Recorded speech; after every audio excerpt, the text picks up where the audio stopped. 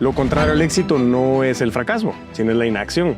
Entonces ahí entendí que no vende el que mejor producto o servicio tiene, sino el que mejor lo comunica. Entonces cuando yo comencé a entender eso decía, wow, entonces quiero estudiar marketing. Entonces me decía, vamos a tomar una cerveza. Y yo le decía, no, tengo que estudiar. Y vamos, yo vengo a estudiar. Y me decía, ¿pero venís a estudiar o venís a aprender? ¿Y qué no es lo mismo? Le decía yo, no, estudiar es lo que estás haciendo. Aprender es vivir de las experiencias que estás haciendo en Argentina, en vivir la cultura, en aprender de todo lo que está alrededor. Qué bueno que seas muy bueno financieramente, pero para eso te hubieras quedado en Guate.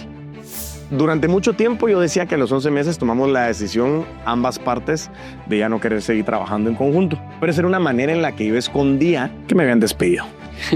Entonces en ese momento yo siempre traté de validarme mucho con mi papá y pasé 36 años de mi vida sin decirle papá a mi papá. Yo le decía chino, pero la terapia me hizo entender que yo a él no es que no lo miraba como papá, sino que me hizo falta esa cercanía, pero no era solo responsabilidad de él, era responsabilidad mía. Es impresionante, pero yo hablo mucho de frases y una de Confucio dice, tenemos 2 vidas y la segunda empieza cuando nos damos cuenta que solo tenemos una.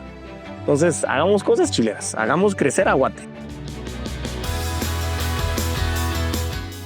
Bienvenidos a Ser Más, el podcast donde te ayudamos a ser más en motivación, ventas y emprendimiento. Aquí creemos que todos los días son una oportunidad para sobrepasar nuestros propios límites, para ser más y para lograr nuestros propios sueños e inspirar a aquellos que nos rodean.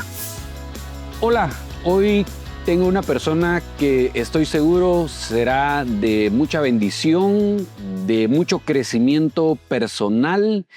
Él es Diego Beltranena y más conocido como el puto amo de las ventas. Así que Diego, bienvenido al podcast Ser Más. Gracias por tu tiempo. Sé que te mantienes muy ocupado y gracias por compartir tus conocimientos que, como lo dije al inicio, va a ser de mucha bendición. Bienvenido. Pues muchísimas gracias primero que todo, gracias por el espacio aquí, muchísimas gracias por darme esta oportunidad a la audiencia, de verdad que muchísimas gracias por recibirme y como bien estabas diciendo, pues la verdad que estamos aquí con muchísimas ganas de compartir. Yo siempre digo cuando me dicen, no, estás súper ocupado, le digo, no, tiempo hay para todo. Cuando decimos no hay tiempo, no es mi prioridad y la verdad que qué gusto poder estar aquí con vos, con tu audiencia y con todo el equipo detrás de cámaras que está haciendo esto realidad. Gracias. Pues la verdad es que sí, gracias por ese tiempo. Diego, contanos con tus propias palabras, ¿quién es Diego? ¿Cómo te describís? Buenísimo, mira, yo me describo y tengo hasta en la presentación lo he ido estructurando para que la gente vaya sabiendo un poco. Tengo una marca conocida como el puto amo de las ventas, ya les voy a contar un poquito más a través de eso. Soy host del podcast Crece o Muere, es el podcast más longevo en ventas que hay en la región de América Central y el Caribe, con ya 257 episodios. Realmente ha sido un proceso bien interesante. Soy un flamante y enamorado de mi bandera guatemalteca. Me encanta. Realmente uno de los mayores orgullos y gratitud que he tenido del desarrollo, del trabajo que he venido trabajando es llevar esta bandera en alto. Y es algo que me da muchísimo orgullo y gratitud. Mi mejor proyecto, mi familia. Llevo casado 10 años con mi esposa Cristina, 3 hijos, Antonio, Ignacio y Pedro, 2 perros. La verdad que me encanta denominarme como un padre presente, como un esposo presente, como un ser humano luchador, un empresario, emprendedor que está teniendo muchas batallas como muchos de ustedes. Llevo entrenando unos 8 años de manera intermitente Jiu-Jitsu, que realmente me encanta la parte de la filosofía y sobre todo porque me ha enseñado que no puedo crecer si no tengo a mis compañeros. Entonces el acompañamiento en esta disciplina es súper interesante. Soy amante de las motos, como sabes, llegando aquí a Shela en moto es también una de las cosas que más me encantan porque son trayectos interesantes. Vengo escuchando mis libros, que también me encanta escuchar mucho contenido. Y bueno, soy hoy representante o tengo esta marca personal conocida como el puto amo de las ventas, que lo que hace es dar asesorías, consultorías, capacitaciones en temas comerciales, en tecnología e inteligencia artificial, en liderazgo rebelde, que es como rompemos esquemas, y todo el acompañamiento de estrategias comerciales que ha permitido a las empresas ir creciendo o a las personas entender por qué el mundo de las ventas es apasionante. Buenísimo. Ahí sí que nos estás dando mucho ahí de lo que ya queremos saber de vos. Gracias. Diego, contanos un poquito. A mí me gusta siempre preguntar cómo fue la infancia, porque en esa infancia se empiezan como a a conectar ciertas experiencias que después le sirven a uno para la vida. Contanos un poquito cómo fue tu niñez, tu juventud, si tenés más hermanos. Buenísimo, pues para contarte un poco, soy el más pequeño de 4. Juan Pablo es el grande, viene mi hermana María, de ahí viene Andrés y vengo yo. Todos se llevan 2 años, entre Andrés y yo nos llevamos 1 año y medio. Tuve una infancia, la verdad, que súper bendecida, una infancia muy buena, con muchos cambios. Mi papá fue expat porque trabajó en una empresa farmacéutica muy grande y desde los 8 años tuvimos la oportunidad de irnos a vivir a Costa Rica 5 años, luego regresamos a Guatemala, entonces estuve en diferentes colegios, pero mi infancia fue muy buena. La verdad que mi infancia fue en un alrededor familiar con mucho amor, con mucho respeto. Claro está que con todos los retos que vas teniendo como persona, pero es bien importante, me gusta la pregunta porque creo que desde hace mucho tiempo, siendo pequeño, 3, 4 años, tengo la memoria por ahí en algunos temas que a mí me gustaba ir encontrando y desarrollando ciertas cosas comerciales, y me recuerdo que más o menos como entre los 4 a 6 años, en algún momento tuve una historia de esta niñez que puede marcar el por qué se conecta con la parte comercial. Y fue un momento en el que me dijeron mis papás que yo quería un juguete y me dijeron, mira, te podemos ayudar, pero necesito que veas la manera de cómo conseguir dinero. Y en algún momento se me ocurrió decir, bueno, voy a comenzar a hacer avioncitos de papel y abanicos de papel. Me recuerdo perfectamente cómo lo hacía. Y cuando llegaban los amigos de mis papás, los salía a vender a 25 centavos cada uno para poder conseguirlo. Entonces, desde ahí ha sido una memoria que me ha marcado, que desde hace mucho tiempo entendí que soy vendedor. A pesar de que ya les contaré más adelante que hoy soy abogado y notario. No pareciera, pero lo juro, tengo mis títulos. Pero la niñez fue bien interesante porque fue marcando una sensación en donde me fui buscando valer por mí mismo en una familia que siempre me dio mi lugar. Buenísimo. Y Diego, pues ya nos contaste que estudiaste Derecho. Entonces, ¿cómo es que encontrás tu vocación? Porque, digamos, no te veo como abogado. y realmente creo que, pues, al final, tu espíritu de ser abogado, ¿en qué momento ya decís, no, renuncio a los años que estudié, a mi profesión y me meto a este mundo de las ventas? Mira, la trayectoria a mí me encanta contar la historia porque creo que ha sido una oportunidad de encontrar distintas situaciones. Precisamente cuando tuve la oportunidad el año pasado de ser invitado a una de las marcas mexicanas que estaba en Guate, que se llama Fuck Up Nights, en donde vas a contar tus fracasos para que los emprendedores, empresarios y personas en general puedan entender que lo contrario al éxito no es el fracaso, sino es la inacción. Entonces, basado en ese concepto, mi historia ha sido interesante, por lo menos para el ecosistema en donde la comparto, basado en que han habido muchos cambios. Entonces, soy una persona que he probado, soy mucho de ejecutar. A veces me voy de jeta, a veces me toca hacer doble vuelta, pero poco a poco he ido aprendiendo a tener un poco más de estrategia. Eso me lo ha dado también la experiencia. Pero para contarte la línea cronológica y que la audiencia diga, responde a lo que te está preguntando, Jorge, ya voy, me chance. Empiezo yo. Vengo de una familia del lado de mi mamá donde hay muchos abogados reconocidos, tanto en la universidad como en algún momento involucrados en muchos temas. Y siempre he sido como un amante de Guate. Por eso cuando me presento también con que estoy enamorado de mi bandera. Mi abuelo me inculcó mucho la parte de ese patriotismo desde el punto de vista de un orgullo de dónde estamos y qué es lo que hacemos. Entonces como que venía el concepto de ese patriotismo, de entender el amor a Guatemala, de ver cómo le podemos regresar, y siempre me ha encantado toda mi vida, entre comillas, la parte humanística de buscar y querer tener una profesión que conectara con los demás. En algún momento dado llegamos a 4º, 5º curso cuando tenemos la oportunidad, y yo siempre les digo a la gente de 17, 18 años, no tenemos la menor idea qué queremos hacer para toda la vida. Y podría decirte que toda la vida soñé con ser abogado, que podría llegar a ser cierto porque pues venía también siguiendo los pasos de mi hermana, una muy buena relación con mi hermana, como te mencionaba, varios primos abogados, etcétera, etcétera, etcétera.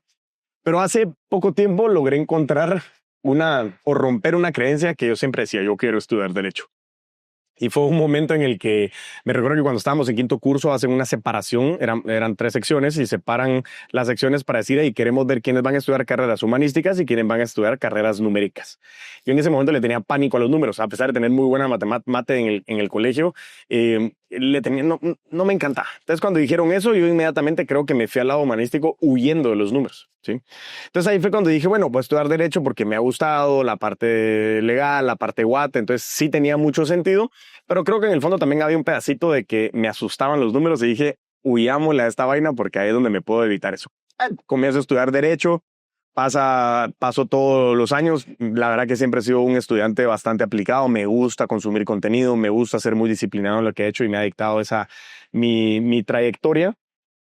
Y cuando tengo la oportunidad en el 2008, mi abuelo fue presidente del Comité Olímpico durante 16 años y en algún momento dado mi abuela siempre se iba como acompañante de mi abuelo. Mi abuela estaba lastimada de la cadera y cuando se lastima la cadera no podía viajar y eran los Juegos Olímpicos en China. Entonces yo inmediatamente tenía una muy buena relación con mi abuelo y le digo, me voy con vos.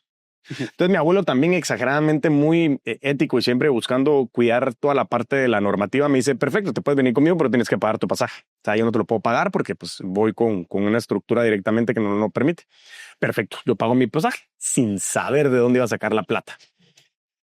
Entonces dije, bueno, vamos a ver qué onda. Me recuerdo que en su momento mi mamá me dijo, mira, yo te apoyo con la mitad del pasaje. Y dije, bueno, ¿qué voy a hacer? Me recuerdo que vendí un PlayStation 2 en ese momento y comencé a vender cosas para conseguir la otra mitad y me fui. ¿Qué tiene que ver esta historia? Que cuando yo llegué a los Juegos Olímpicos, entendí que ahí realmente está la élite de la élite. O sea, los que llegan a los Juegos Olímpicos es la gente que de verdad se sacrificó durante muchísimo tiempo, ni siquiera te estoy diciendo 4 años, sino a veces mucho más, para poder llegar a esa cúspide de la élite en el deporte. Y comencé a ver muchas cosas bien interesantes, Jorge, porque cuando estaba ahí me daba cuenta que habían personas de diferentes nacionalidades, que las naciones estaban en guerra o estaban en conflicto, pero que los mirabas abrazados. Y yo decía, increíble que lo que hace el deporte, o sea, se olvidan realmente fronteras, se olvidan colores, se olvidan ideologías y te enfocas en quiero competir a mi más alto nivel. Entonces me enamoré del deporte desde el punto de vista que siempre me ha gustado, pero en ese momento para mí fue como algo explotó en mí. Y eso pues comienzo a decir qué quiero hacer, qué quiero hacer. Ya había. ¿Qué edad tenías? Ahí tenía en el 2008, estábamos 23 años, ¿sí? En 2008, 23 años, si mi mate no mal me falla. Y entonces tenía 23 años y me encanta el deporte y estaba ya, yo siempre fui el más pequeño de la promoción, entonces yo salí del colegio a los 17, entonces yo arranqué la U a los 18, entonces ya literalmente ahí estaba en quinto año, casi terminando la carrera que te la venden de 5, pero es de 7. Entonces no hay que engañar en la venta, pero no importa, ya lo veremos más adelante.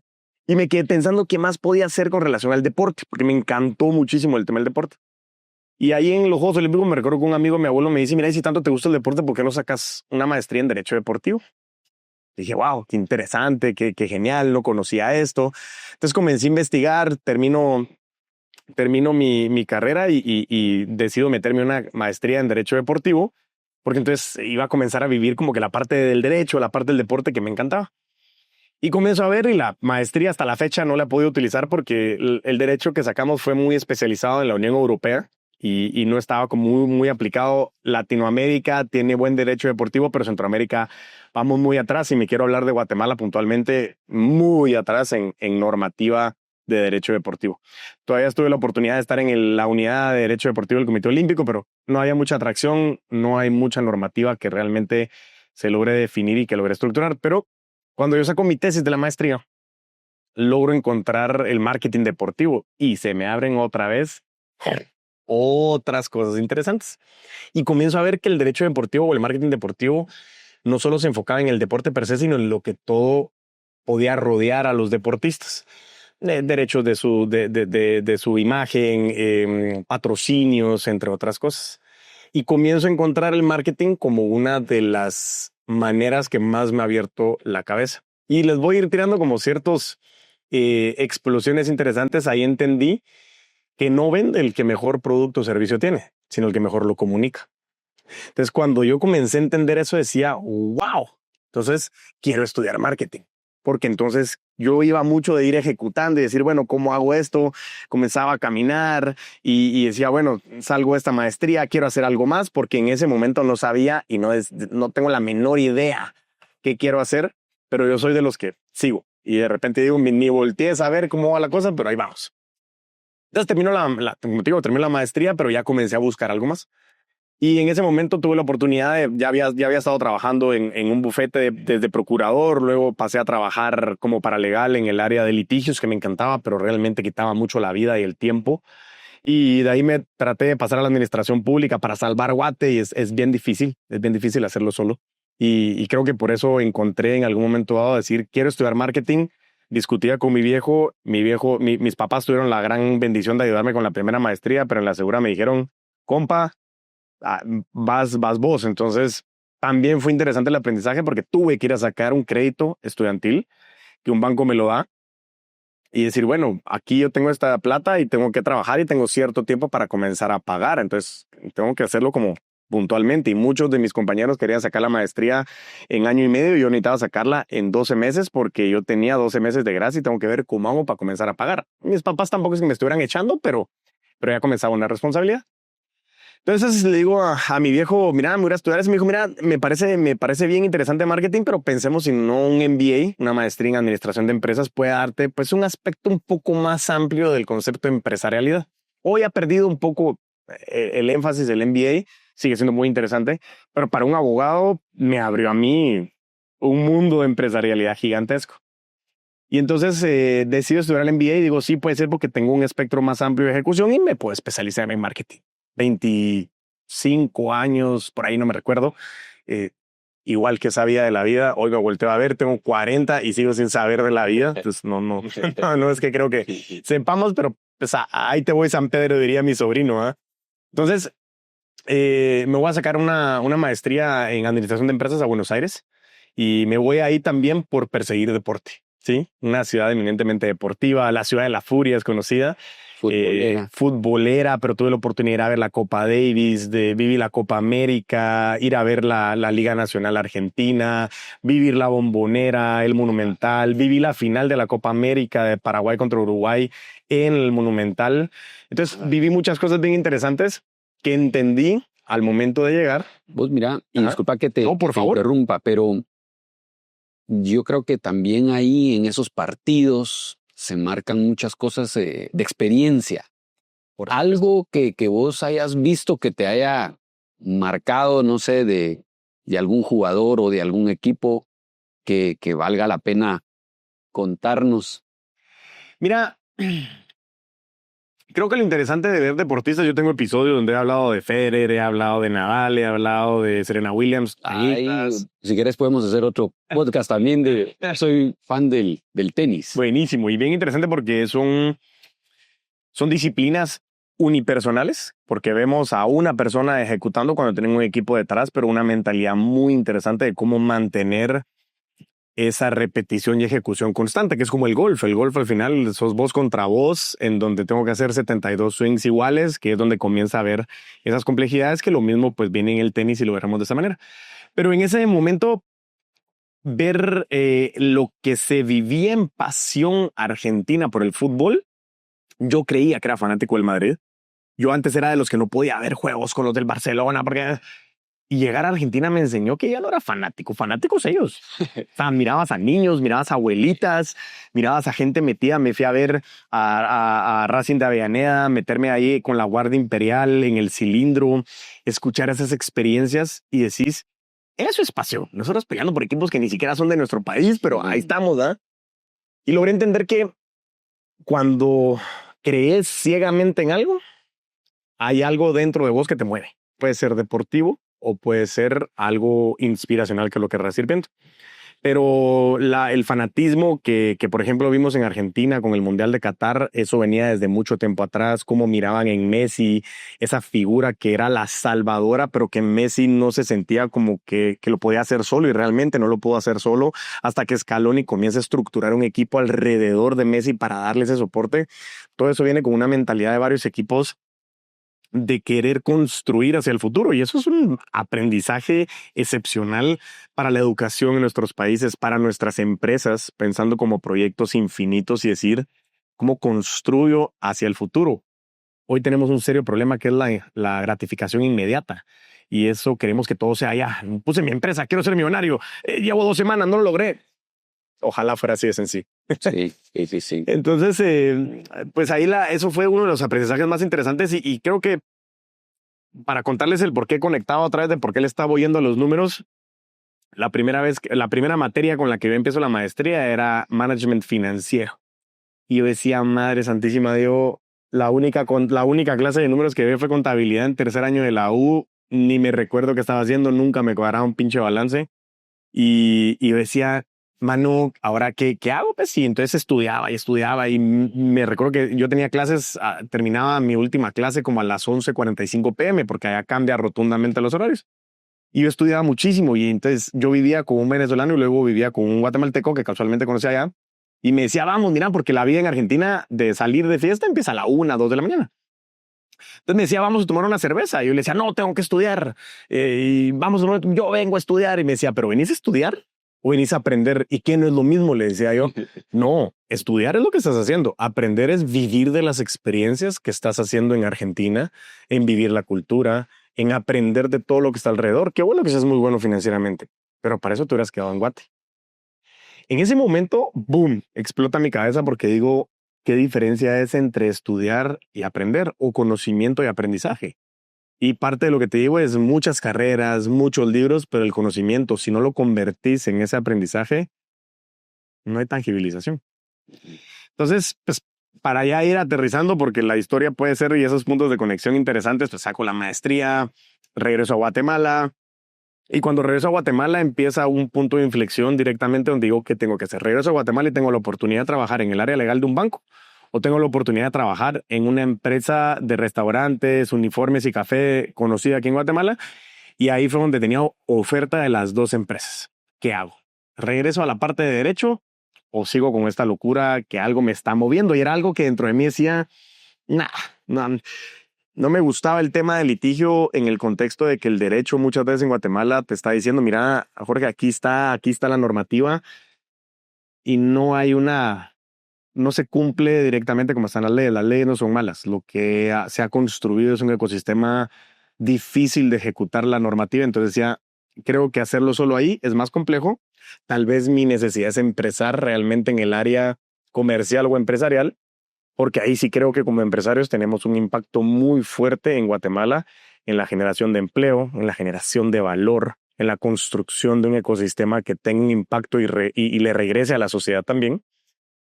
Imagínate eso, yo regresé a los 26, 27 años por ahí. Yo decía 27 años, también otra vez que ibas a ver y tomando decisiones de por vida a los 27. Mentira, ¿no? Entonces la cosa es que me voy a trabajar a esta empresa y me contratan como gerente del área de café en grano, una nueva gerencia. Entonces ya cuando me daban esa palabra gerente, yo me sentía, decía, hoy sí ya llegué a donde quería llegar. Y la verdad que era mentira, o sea, era una gerencia que era unipersonal, yo no tenía equipo. O sea, ni siquiera estaba bien estructurada parte de la empresa, pero también no tenía equipo. Entonces yo tenía que ir a robarle presupuesto al área de alimentos y ahí comencé a aprender un montón de cosas de la empresa, a decir, bueno, si no tenés un presupuesto, si no tenés metas básicas, comienza a haber mucho problema. Y bueno, a los 11 meses, durante mucho tiempo yo decía que a los 11 meses tomamos la decisión, ambas partes, de ya no querer seguir trabajando en conjunto. Pero esa era una manera en la que yo escondía que me habían despedido. Y lo hice y se lo digo a la audiencia de verdad de una manera muy clara. Tuve mucha vergüenza durante mucho tiempo de decir me despidieron. Porque decía, entonces no valgo, me despidieron, soy menos. ¿Para qué tanto estudio? ¿Para qué tanto estudio? ¿Qué hubo detrás? Yo me la llevaba de... Y ahí fue donde la vida, como dicen, la vida es injusta, pero es lo que hay. Ojo que además de todo, pues me indemnizaron y me fue bien con lo que me dieron. Pasé un mes sin trabajo porque me contrataron bien rápido, entonces también tuve la oportunidad de hacerlo. Entonces también yo decía, ¿qué hay detrás de esto que aprendí? Pero ahí fue donde yo entendí que el mundo de las ventas viene a través de ir a buscar a tus clientes. Yo pasé 11 meses durante mucho tiempo, esos 11 meses, sentados en una silla esperando que me dijeran qué hacer o que el cliente me llegara a buscar. Y aquí les quiero dejar una historia entre paréntesis porque les voy metiendo como historias de los temas que vamos viendo. Me recuerdo que estaba en Dominicana y el suegro de un amigo venezolano que vive en Dominicana se llama Don Mario y él da también conferencias y algunas conferencias también involucradas en el mundo de las ventas.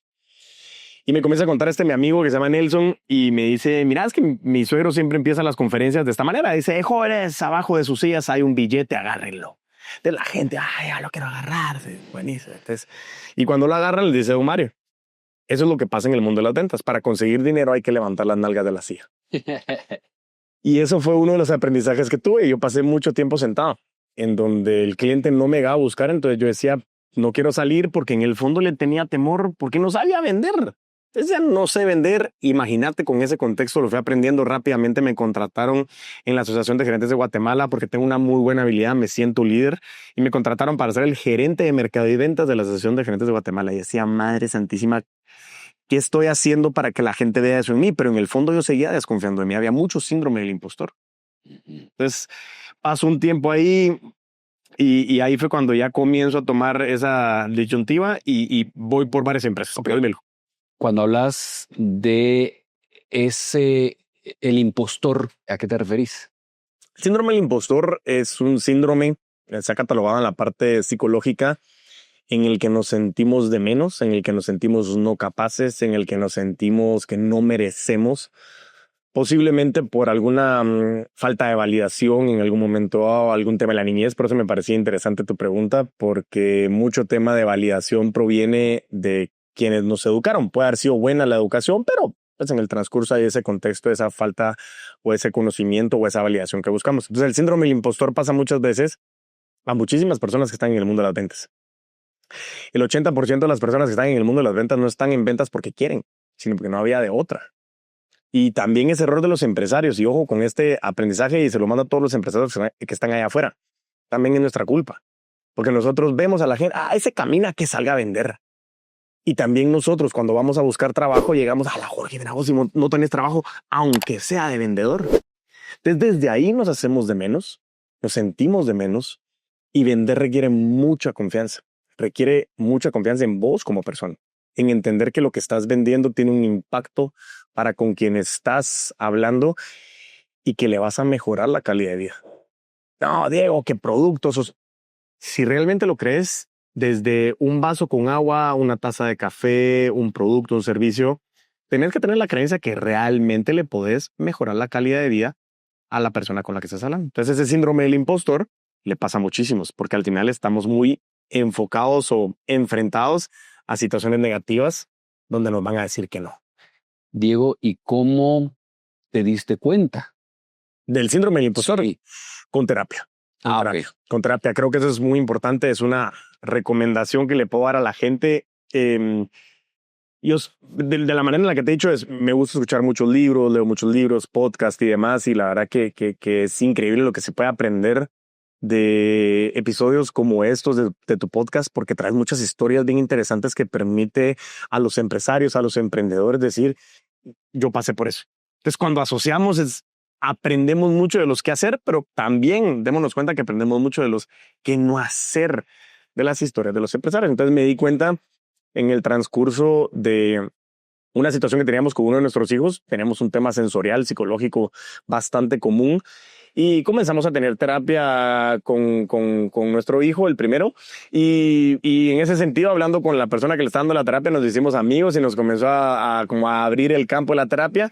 Y ahí en ese momento yo juraba que yo no tenía ningún tema con mis papás. Yo tengo muy buena relación, ¿qué onda, no? Y cuando logro entrar en terapia me doy cuenta de que siendo el cuarto hijo, muchas veces siempre dicen, es que el tercero o el cuarto es el que sobrevive solo porque como que no le pones coco, pero no es que haya sido así, sino que pues lógicamente entre más hijos, mis papás trabajaban mucho, mi papá viajaba mucho y ahí logré entender por qué mi abuelo se volvió una figura paterna y muy buen amigo mío, porque mi papá viajaba mucho y él lo hacía por darme los mejores resultados en mi casa. Entonces en ese momento yo siempre traté de validarme mucho con mi papá y pasé 36 años de mi vida sin decirle papá a mi papá, yo le decía Chino. Porque toda la gente lo conoce como Chino. Yo decía, qué cool, tengo una relación de amigo con mi papá. Pero la terapia me hizo entender que yo a él no es que no lo miraba como papá, sino que me hizo falta esa cercanía. Pero no era solo responsabilidad de él, era responsabilidad mía. Y me recuerdo muy bien que la psicóloga me dijo, tú no tenés la obligación de tener que tener una relación con tu papá, ¿sí? Porque sí la teníamos, pues, pero en algún momento dado trabajábamos juntos, hubo algunos encontronazos que tuvimos, normal, pero se había afectado la relación papá e hijo. Entonces me recuerdo que me dijo, no lo tenés que tener, pero mucha gente quisiera tenerle y ya no los tiene vivos. Es tu decisión. Imagínate ese trancazo. Claro. Entonces comienzo a hablar y me recuerdo que un día le dije a mi viejo, mira, gracias por todo porque me ha enseñado muchísimo. De estar en donde estoy tiene una gran resultado o gran responsabilidad mi papá y admiro muchísimo lo que ha hecho y realmente amo la relación que tuvimos. Pero le dije, ya no quiero tener un mentor, quiero tener un papá. Y comencé a decirle papá, comencé a decir te quiero, comencé a decir te amo, cosas que decís vos, ¿qué ondas? A los 36. A los 36. Entonces fue muy interesante porque ahí me comencé a dar cuenta que muchas situaciones atrás yo las hacía porque, como les reitero, ahí te voy San Pedro, yo hacía mucho porque soy muy ejecutor, pero no porque creyera en mí. Pero cuando comencé a creer un poquito más en mí, basado en lo que la gente creía en mí, porque yo demostraba ese liderazgo, verás qué interesante cómo cambian las cosas. Pero sí es muy importante tener terapia, coaching o mentoring. Y allá afuera hay un montón de gente que te quiere ayudar. Y Diego, porque me parece muy valioso, todos en algún momento dudamos de nuestras capacidades, pues nos sentimos inferiores, etcétera. Algo adicional a lo que te dijo la psicóloga o algo de lo que vos mismo experimentaste que dijiste esto y que ahora lo aplicas en ventas, etcétera. ¿Qué recomendaciones le das a la audiencia en esos momentos que nos sentimos o que nos comparamos, etcétera? Mira, es excepcional porque para mí la respuesta es suerte, ¿sí? Pero basado en la definición de técnica que dice que suerte es cuando la oportunidad se encuentra con la preparación. Un alto porcentaje de la inseguridad de las personas que están en ventas es la falta de preparación. Y ahí fue donde yo también encontré un nicho. Cuando ya más adelante en la historia que la vayamos atando, llega el momento en que dije, hay muchas personas en ventas que están en ventas, no porque quieran, sino por necesidad, pero también las capacitaciones en ventas que había recibido son muy buenas, pero muy técnicas o muy poco aplicables a la vida real.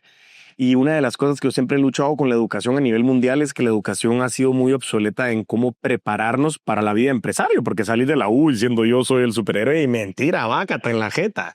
Entonces, ¿cómo haces para reducir esa brecha? Entonces yo quería hacer entrenamientos bastante cercanos. Entonces, ¿qué es lo que podemos hacer para el síndrome del impostor? Enfocarnos mucho en la preparación. Yo siempre decía que tienen los grandes directores a nivel mundial de empresas multinacionales que no tengamos nosotros. Preguntaba la cantidad de libros que se leen al año, 60, 70, 80 libros al año. Y a veces yo les pregunto a la gente, ¿quién leyó un libro en el 2024? Entonces hay gente que levanta la mano, 2, 3, 4. Cuando llegó a 6, en foros de 500 personas, tal vez 10 personas leyeron 6 libros en un año. Significa que es un libro cada 2 meses.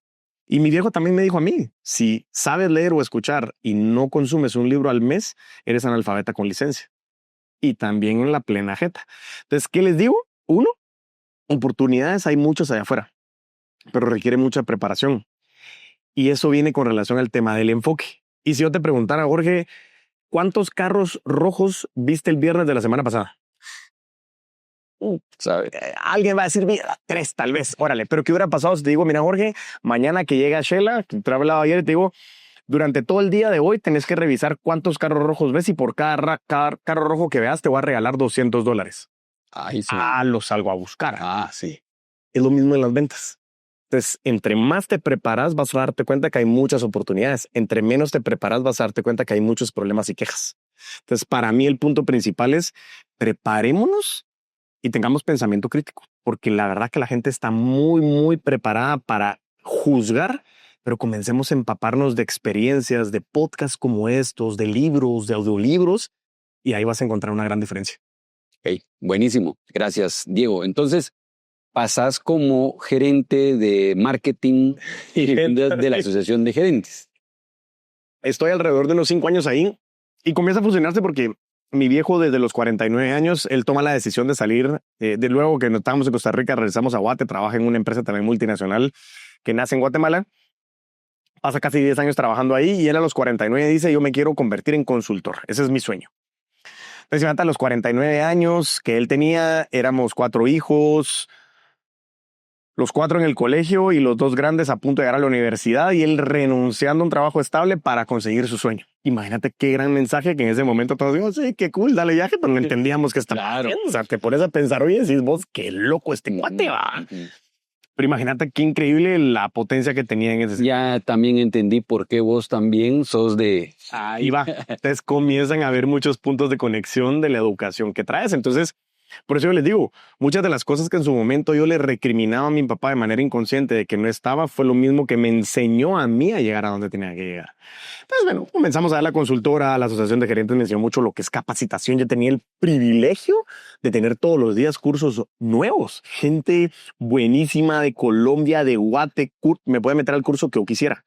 Además de gestionar la parte de centro gerencial, que era la venta de cursos abiertos, la parte de venta de membresías de socios y la parte de servicio al cliente. Además de tener la revista Gerencia a mi cargo con la parte comercial.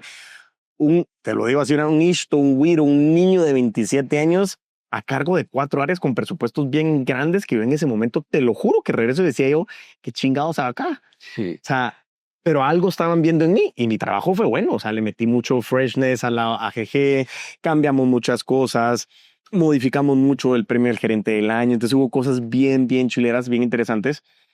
Y me recuerdo que un amigo de la universidad, va una de mis vendedoras a venderle una membresía a su empresa de la AGG y en una de esas reuniones me dice, mira, quédate aquí, quiero hablar con vos. Entonces me dice, mira, yo trabajo en una empresa de seguros masivos y me gustaría tener una persona como vos. Es más, te quiero a vos, a cargo de la parte de operaciones y comercial. Ya llevaba casi 5 años de estar en la AGG. Y entonces me dice, mira, la sede central la tenemos en Dominicana. Este viaje requiere viajar mucho. ¡Guau! Hermano, me la vendiste re bien. Chilero. Entonces tomo la decisión de brincar a este trabajo. Literalmente brinqué en ese trabajo regresando a mi luna de miel. También imagínate otra vez, me acabo de casar y cambiándome de trabajo. Pero como ya entendiste, también venían de las locuras que mi viejo me enseñó a hacer. Entonces, bueno, me paso a trabajar ahí. La verdad que aprendí muchísimo. Al mes de haber llegado, mi primer viaje a Dominicana, durante 9 años, el único viaje. Imagínate eso, o sea, mi decisión de cambiarme de trabajo era por los viajes y un viaje hice. Entonces, fue increíble que no viví lo que quería vivir, pero pasé cosas espectaculares en esa empresa, porque estuve casi una década en el mundo de los seguros masivos específicamente, viendo temas operativos, de sistemas, de comercialización, donde lo que hacíamos era buscar empresas de plataformas masivas para que vendieran seguros. Entonces me comencé a meter a vender esos temas de seguros y ahí aprendí mucho porque en el transcurso de ese trayecto, por temas de no gestionar bien a los clientes, de no tener una buena comercialización, poco a poco se iba bajando el presupuesto de la empresa, nos emancipamos de Dominicana, nos quedamos solo en Guate y hubo un momento en que me recuerdo que marcó también mucho mi vida y es algo que me sirve mucho hoy y también es un mensaje para la audiencia que mientras les cuento mi historia les voy contando esas enseñanzas, aciertos y errores que tuve en el camino. Me recuerdo que tenían que despedir al contador que estaba trabajando con nosotros, que era el que llevaba las conciliaciones bancarias, todas las facturas de viáticos de los que teníamos trabajando con una de las empresas que teníamos de clientes, presentar toda la información contable. Me dicen, mira, a partir del próximo mes lo tenés que hacer vos, ¿sí? Ya no le podemos pagar a esta persona y pues sos vos, entonces, ¿qué otra? Me enojé muchísimo porque no es que me estuvieran promoviendo, me estaban dando más chance con el mismo pago y yo lo que quería era ganar más. Claro. Entonces en ese momento decía, quedé al pelo, ¿ah? Y comencé y no me sentí muy contento con mi jefe. Entonces comencé a vivir muchas de las frustraciones que muchas de las personas allá afuera viven constantemente. Pero me comencé a dar cuenta que me estaban dando un aprendizaje tan importante de ser emprendedor sin el riesgo de capital. Cuando entendí eso, fue increíble porque cuando yo fui construyendo y haciendo, yo buscaba siempre ser lo más eficiente posible. Entonces muchas de las cosas que a mí no me gustaban de las empresas o de la empresa en la que estaba trabajando me dictaban más en querer hacer algo propio mío y eso también pues, venía de la enseñanza de mi viejo, entre otras cosas. Y bueno, la cosa es que llega la pandemia, ¿sí? Cae la pandemia y yo miraba tema de seguros masivos, asistencias médicas telefónicas y apoyábamos a una empresa hermana de todo el tema de asistencias funerarias, viales, entre otras cosas. Cuando llega la pandemia, pues hay un buen auge en el tema de asistencias médicas, telefónicas, tema de seguros. Habíamos cerrado con un cliente muy bueno que estaba colocando muchas pólizas. Entonces tenía bastante automatizado mi proceso. Yo siempre he sido mucho de, nunca he creído en el trabajo de 8 a 5. No digo que no sea funcional, pero yo no he creído de 8 a 5 si no cumplo con mis resultados. Si a mí me contratan por esos resultados, pues necesito cumplir esos resultados. Si es de 8 a 5 o de 7 a 9 o de 8 a 3 o de 11 a 2, no me importa, pero si cumplo con los resultados. La cosa es que me iba bien con los resultados y todo y me gustaba, y además soy bien exigente, soy bien competitivo, pero también pasé mucho tiempo en la empresa con un gran error, un salario base relativamente alto y poca comisión. Y ahí vamos a llegar a un tema interesante del mundo de las ventas. Entonces, paso en esta empresa, llega la pandemia y como tenía muy automatizado mis procesos, pues lo que me estaba sobrando era tiempo. Entonces a mí, como ya se pudieron dar cuenta, me pican las patas y siempre quiero hacer algo más y veo qué hacer. Entonces, escuchando podcast y todo, comencé a ver que habían muchas personas de la tercera edad, más que todo porque habían muchas personas, pero en general, pero de la tercera edad, que les estaba costando mucho el tema tecnológico. Sobre todo que la pandemia fue de la noche a la mañana en temas de videollamadas, en temas de X situaciones. Y a mí me gusta, y eso es un regalo que le hago también a la audiencia, es la capacidad de observación del mercado. No te imaginas lo que la gente te dice, lo que necesita, lo que le duele. Entonces comencé a darme cuenta que muchas personas de la tercera edad le pedían ayuda a sus nietos. Entonces los nietos la primera vez era como que sí, no tengo mucho que hacer, pero ya que te estuvieran pidiendo cambiar subtítulos de Netflix, hacer presentaciones de PowerPoint, cómo tengo que entrar a mi clase de Zumba a través de una videollamada, se aburrían. Entonces los nietos eran como, aquí está. Pero la gente no quería solo que le resolvieran, quería aprender. Entonces yo dije, mira qué interesante, si los nietos no lo quieren hacer, ¿por qué no saco una marca? A mí me gusta enseñar mucho, me gusta mucho la tecnología y tengo mucha paciencia, entonces mejor en lugar de pedirle ayuda a sus nietos, alquilen un nieto. Entonces saqué una marca llamada Nieto en Alquiler, que lo que hacía era ayudar a esas personas de la tercera edad a resolver problemas técnicos y tecnológicos que para mí eran, entre comillas, relativamente fáciles, y si no lo sabía, lo investigaba, que era lo que podía hacer, y tenía mucha paciencia desde abre tu computadora, esquina superior derecha, el botón de prender la computadora, esperemos. Ahora, entonces, todo eso a gente le desespera, a mí no. Entonces sale Nieto en Alquiler y, para no alargar más de toda la historia, llega un momento, aunque me comencé a ir bien, no te digo que bien para mantener a mi familia, pero comienza a pegar mucho la marca. Y esto en paralelo a mi trabajo de seguros. Sí, paralelo a mi trabajo de seguros. Entonces, en algún momento dado, pues se acercan conmigo algunos directores de la empresa y me dicen, Diego, mira, hemos visto que tu marca está potenciándose y la verdad que te felicitamos, qué interesante, pero tienes dos opciones. O seguís en la empresa y matas tu marca, o seguís con tu marca y te vas de la empresa. Y yo, ¿qué? Fue increíble ese momento, porque me recuerdo que estaba hablando por teléfono y yo me sentía como que me estaban apachando y decía, no te puedo creer. De verdad me dolió.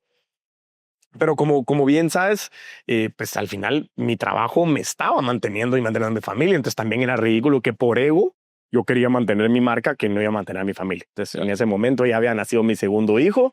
Entonces pues no, mira, con el dolor de mi corazón tuve que guardar mi colita entre las patas y poner a dormir la marca de Nieto en Alquiler. Entonces me pasa eso, pero me queda dentro una sensación muy fea, que yo he tenido la capacidad de que esas emociones las he volcado a emociones positivas. Entonces comencé a hacer un reto bien grande en prepararme más, escuchando podcast, y dije, bueno, ¿qué puedo hacer? Y yo decía, a mí me encantan los podcasts porque, como bien ves, los podcasts hay temas de tecnología, de iluminación, de cámaras, edición. Entonces hay mucha tecnología involucrada. Entonces ya me gusta comunicar, me gusta hablar, me he preparado, me gusta la tecnología. Entonces pues conseguí mi micrófono y dije, escuchando todo, voy a comenzar un podcast. Y ahí fue donde yo me di cuenta al día de hoy que la marca del puto amo de las ventas no hubiera sido nunca si no hubieran matado la marca de Nieto en Alquiler. Entonces tiene dos caras de la misma moneda, porque fue buenísimo para mí, porque lo pude canalizar, pero también hay un error en los emprendedores y en los empresarios, que yo busco que hay que promover la mente emprendedora dentro de la empresa. Y es un concepto conocido como el intrapreneurship. Y es cómo haces ese emprendimiento en tu rol de trabajo. Y los empresarios hoy tienen una tarea bien importante de cómo abrirle esa iniciativa a los colaboradores. Pero otra vez, altísimo porcentaje de las empresas en Guatemala son empresas familiares. Y entonces se hace lo que el dueño dice. Entonces el dueño puede ser el mismo factor crítico de crecimiento como el mismo factor crítico de no expansión, porque llega un momento en que tenés 24 horas y ¿qué haces? Entonces, si no delegas, si no permitís que la gente te dé información, como lo decía Steve Jobs, uno de los mejores escenarios es traer el mejor talento alrededor tuyo. Entonces, imagínate, yo en algún momento dado en la empresa de seguros hasta llegué a ser accionista y yo quería crecer eso, pero desconfiaron tanto de mí o no me supieron retener que el mismo ecosistema me hizo salir a poner mi propia empresa. Y es un mensaje que yo le quiero mandar también a la audiencia y te lo dejo aquí. Quiero hacer una analogía en la parte política sin meterme en la parte partidista. Pero ¿qué ha pasado en las últimas elecciones en nuestros países? ¿Cuántos partidos políticos hay? Entonces se divide muchísimo mismas ideologías por el ego de querer sobresalir. Y eso pasa también con las empresas. Hay un gran boost o un gran boom de emprendimiento en Guatemala, pero también somos una de las regiones con mayor tasa de mortalidad de emprendimientos. ¿Por qué? Porque no estamos promoviendo internamente a que los talentos se queden y crezcamos donde la gente tenga ese sentido de pertenencia. Entonces, es increíble cómo yo como empresario le tengo que vender a mi colaborador que trabajar conmigo es lo mejor que puede hacer para su desarrollo personal. Pero hay tanta pelea de egos, Jorge, que entonces la gente se quiere salir. Claro está, desde el punto de vista del empresario también dice, yo quiero que este cuate, pues, que se enfoque, pero es una comunicación otra vez. Y aquí otra vez les dejo otra frase. La falta de comunicación deja mucho espacio a la imaginación. Porque entonces el empresario dice, aquel nos está exigiendo mucho, entonces no me gusta para mi empresa. Y el colaborador dice, este empresario no me está dando lo que yo quiero, entonces ¿por qué me voy a esforzar más? Y entonces, ¿qué es primero, el huevo o la gallina? Entonces ahí es cuando le digo a la gente, ser gerente suena súper cool, como cuando a mí me contrataron gerente y era solo una persona en mi departamento. Gerente significa gestionar personas. Entonces la gerencia proviene en esa manera coach de cómo desarrollas a tu gente. Entonces eso también es un aprendizaje bien interesante que yo aprendí, que me llevé a la hora de empezar mi marca personal, que hoy mi marca personal estamos en un enfoque muy fuerte desde hace alrededor de un poquito más de los 12 a 18 meses, donde mi enfoque principal es escalabilidad, donde yo quiero construir empresa, donde tengo gente que me está ayudando, donde he delegado muchas cosas, donde realmente la empresa hoy, que se llama Con Todos los Poderes, realmente permita el crecimiento en donde hayan diferentes aristas. Y todo lo que he aprendido en mi historia, de mis errores, de los demás que yo miraba como errores, los he puesto en práctica para que si a mí no me gustó cómo me sentí ahí, voy a buscar la manera en que no se replique eso. Entonces, la historia me lleva al día de hoy, donde ya vamos a cumplir 5 años con la marca desde ese momento en que lanzamos el 1 de julio del año 2020 en la pandemia, luego de que mataran mi marca de Nieto en Alquiler. Y pues aquí me tenés, viniendo a hablar en esta conferencia de emprendimiento. Buenísimo. Y mira, y después, ¿cuánto tiempo más estás en la empresa de seguros? ¿Cómo hago esa transición? Ajá. Mira, estoy desde el 1 de julio, salí en agosto del año 2023. Yo tengo la oportunidad comencé a trabajar y yo decía, bueno, si me mataron la marca, yo también comencé a decir, yo no estoy de acuerdo en eso. Entonces lo digo desde el punto de vista de no ser como, no quiero que vengamos a hablar de rebeldía y hagamos la resistencia a los trabajadores, porque no es eso. Es una relación de confianza que hay empresario o emprendedor con los colaboradores. Pero yo saqué la marca del puto amo de las ventas y comencé a trabajar. Y cuando me preguntaba, mira, ¿qué pasó con esto? Yo no estaba en disposición de botar una marca más. Entonces dije, dime dónde no estoy cumpliendo mis resultados. Entonces también un error de la empresa en la que estaba era que no teníamos un buen sistema de incentivos. Entonces pues, yo tenía cubiertas mis metas, pero yo quería ganar más. Entonces comencé a darme cuenta que a la hora de poner mi empresa podía ganar más, pero había mucho más trabajo detrás. Entonces comienzo a trabajar paralelamente con el puto amo de las ventas, automatización de procesos, mucha tecnología. ¿Cómo desarrollas el nombre y qué hay atrás del nombre? Mira, otra vez regreso al deporte y por eso es que para mí como que conecto mi historia con lo que ha venido pasando. Comienzo a ver un tema como de coaching, trabajando con la empresa de mi viejo, saco mi certificación de coach en la Universidad de Washington. Y comienzo pues a sacar un montón de información y acompañando a un amigo en su coaching. Comenzamos a hablar de una agencia de marketing digital y entonces le digo, mira, ¿qué estás haciendo comercialmente para ver esto? Chute que soy. Siempre soy así como bien metiche en ese sentido con el fin de querer ayudar. No sé, pero mira, ¿y cómo tenés distribuida tu cartera? ¿Qué es eso? Entonces le dije, no, hombre, te voy a ayudar.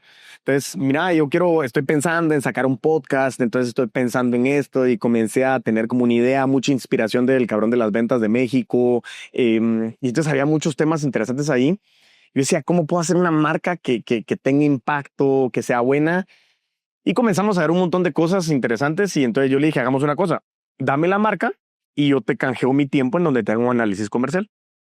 Entonces comenzamos a hacer un peloteo de ideas, que el pilas de las ventas, el crack de las ventas, y quería que tuviera una relación deportiva.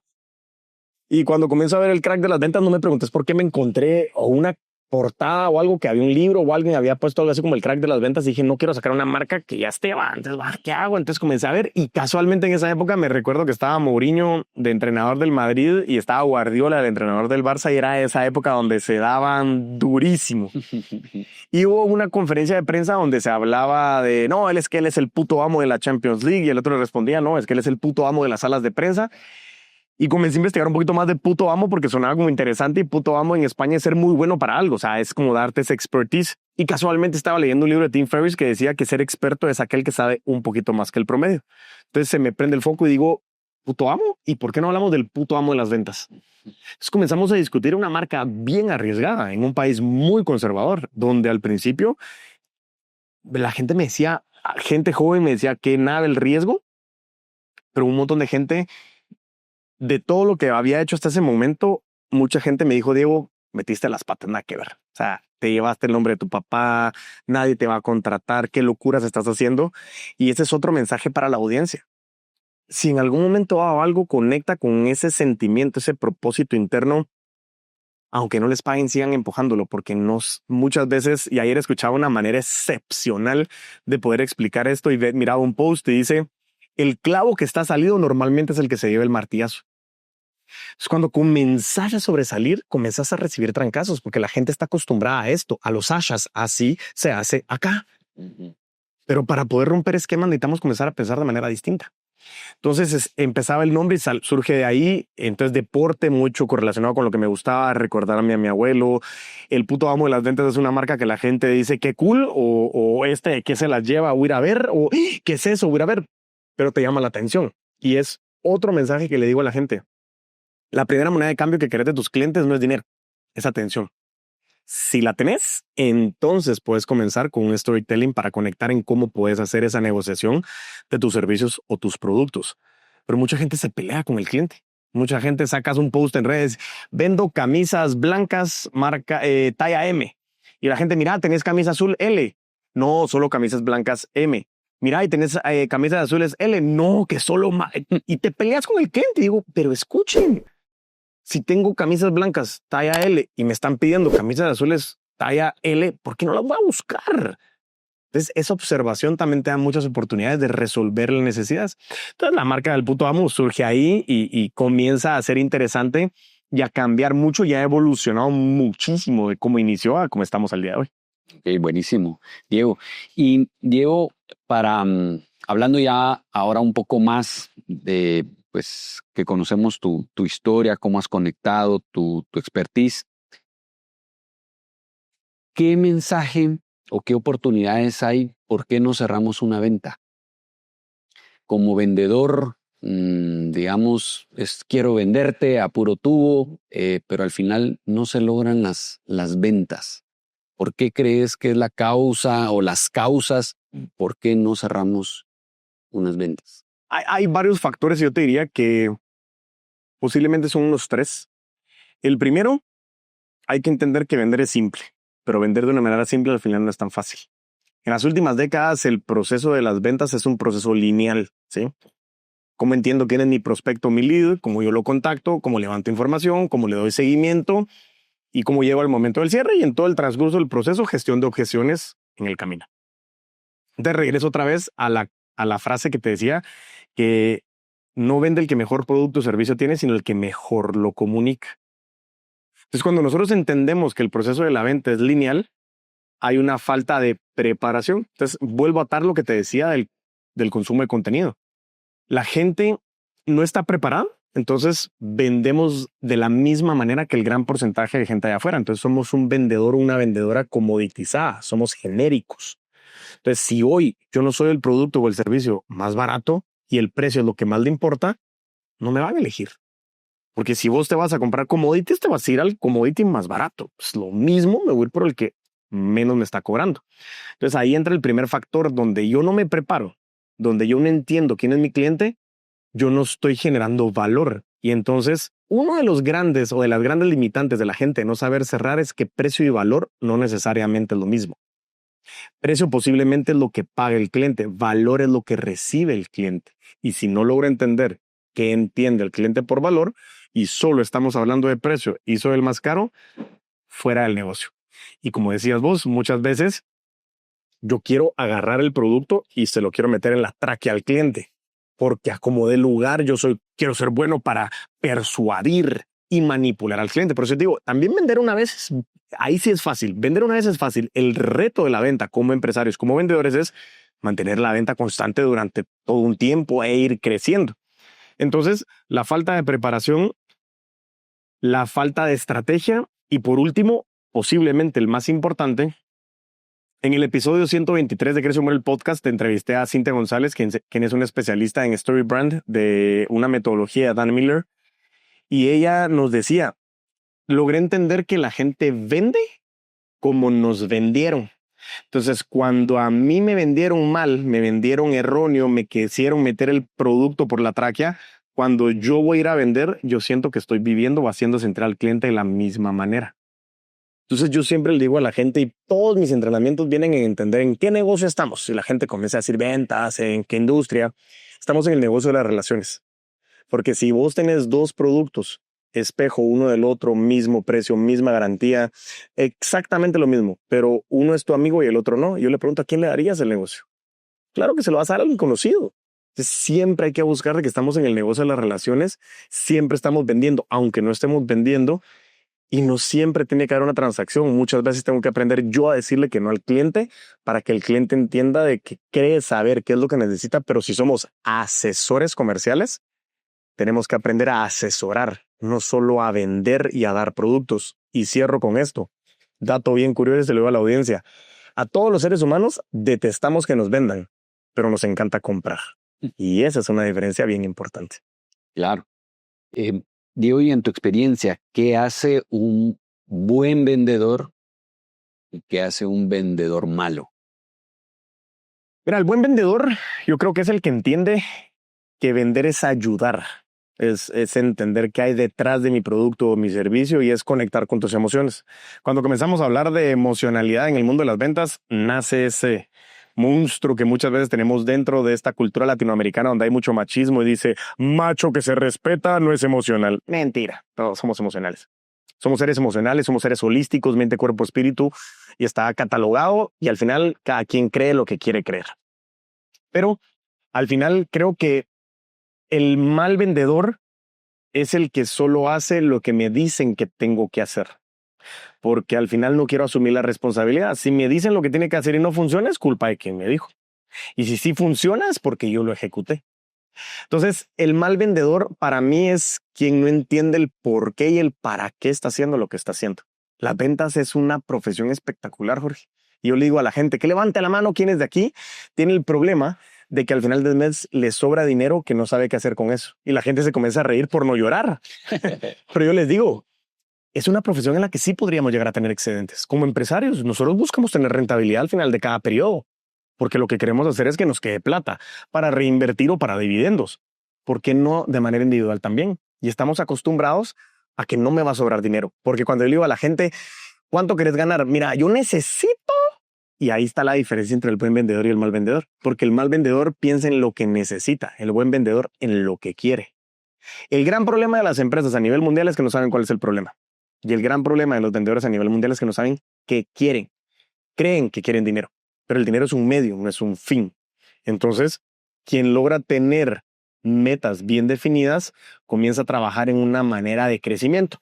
Y el que no tiene metas bien definidas, como lo que vamos a hablar en la conferencia de hoy es, ay, pues este trabajo es lo que hay, entonces es lo que toca. Y muchas veces decimos, es la vida que me tocó.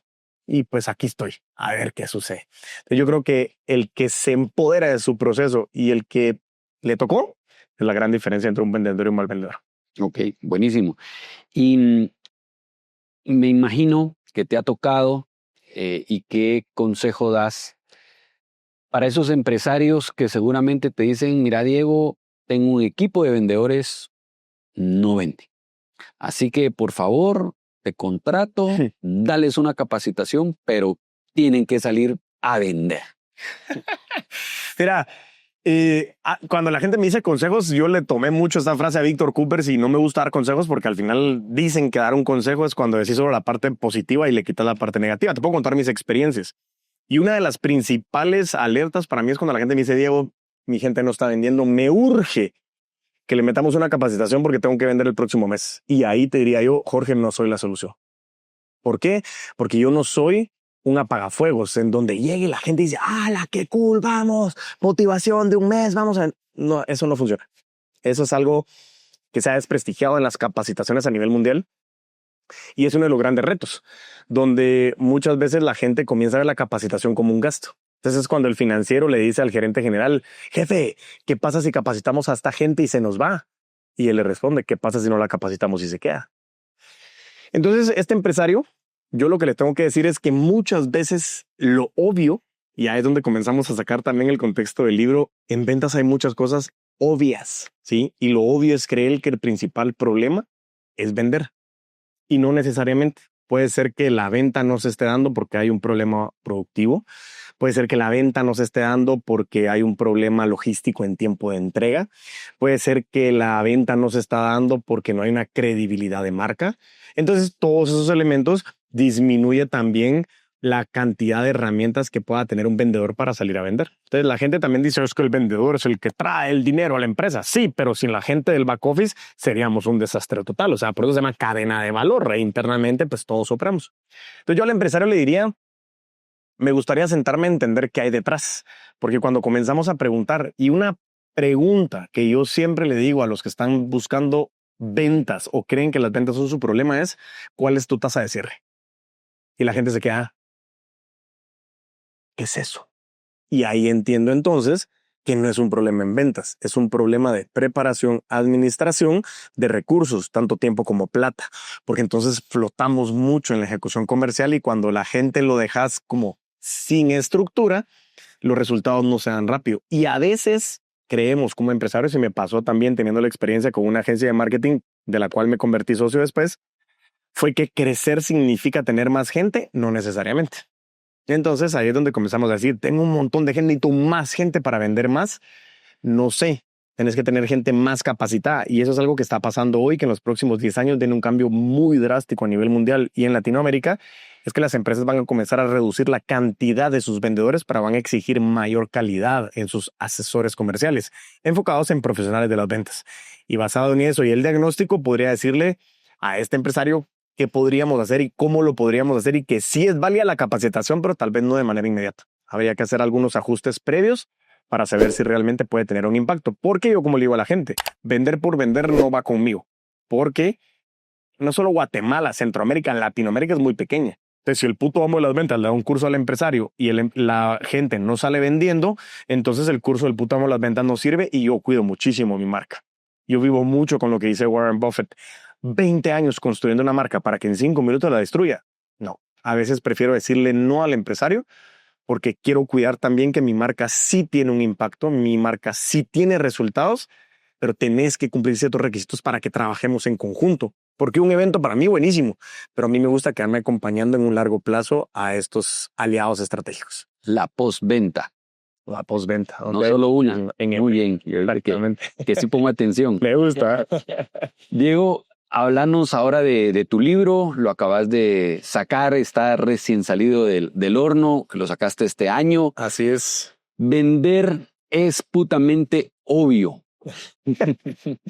Mira, el libro hace tiempo, mucha gente me decía, mira, Diego, saca un libro y ahí está, ¿sí? Entonces yo siempre me inventaba y voy a meter otra vez en la historia y para que la gente sepa, respondo a veces un poco más largo porque dentro hay muchos aprendizajes de mi experiencia que para algunos puede decir, ah, ya, cállate, o para otros dicen, eso fue lo que más me sirvió del episodio de Jorge cuando entrevistó a Diego.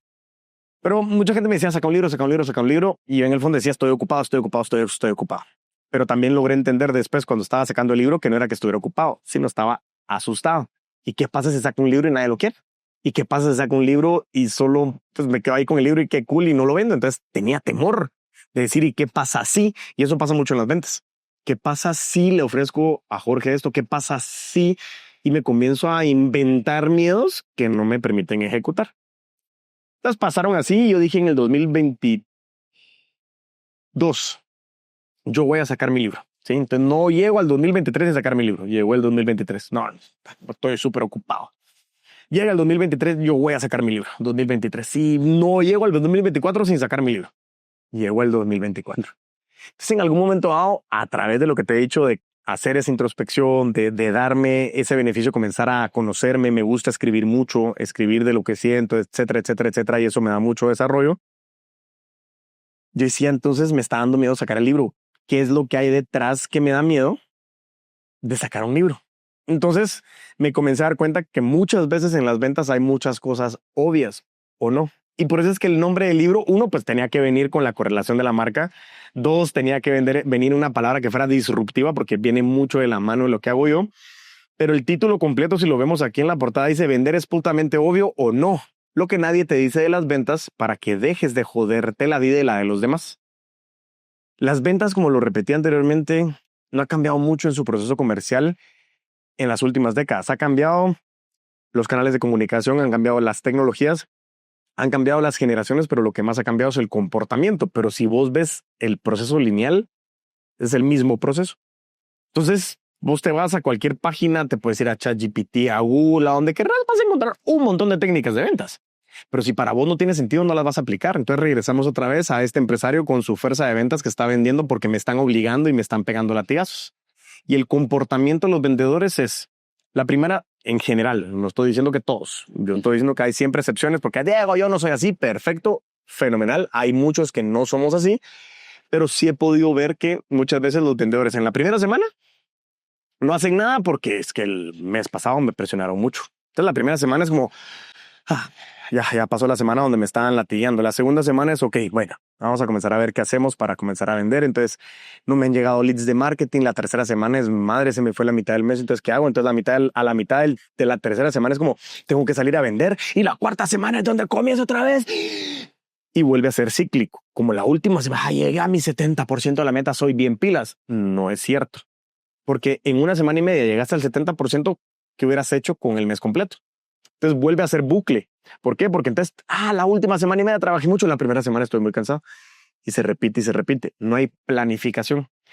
Y yo aprendí, una vez llegué a venderle un proceso de ventas a un aliado estratégico, casi le salgo comprando a él.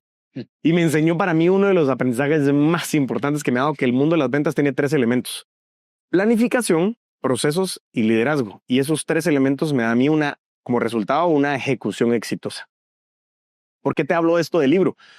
Porque vender es putamente obvio o no viene mucho de cómo te sentís, del síndrome del impostor, de cómo estoy yo vendiendo, del uso de la tecnología, de la resistencia que hay ahora con el mundo tecnológico. Hay muchas personas que llevan muchísimo tiempo vendiendo y me ha tocado con la industria farma, vehículos, inmobiliario, que hay gente que lleva muchísimo tiempo vendiendo. Pero hay un reto bien grande cuando le tenemos que meter tecnología. Porque entonces me dicen, no, la tecnología no sirve. Entonces esa resistencia es un tema emocional. Entonces al final vender es putamente obvio o no. No necesariamente es obvio. Hay muchas cosas de sentido común, pero el sentido común es el menos común de los sentidos. Entonces en el libro, lo que comencé a hacer yo, como te has dado cuenta, te he tirado varias frases. El libro está compuesto de 10 frases. Cada frase es un capítulo donde yo les comparto historias de lo que me ha pasado, aciertos y errores. Algunas asociaciones, episodios del podcast que les digo, mira, entrevista a esta persona o en este episodio hablé de esto. Les hablo también de lo que significa esta frase y cómo la fuimos desarrollando y ejercicios prácticos. Es una lectura bastante light. Es un tema muy práctico porque al final quiero que se convierta como en ese manual que cada quien le dé su formato.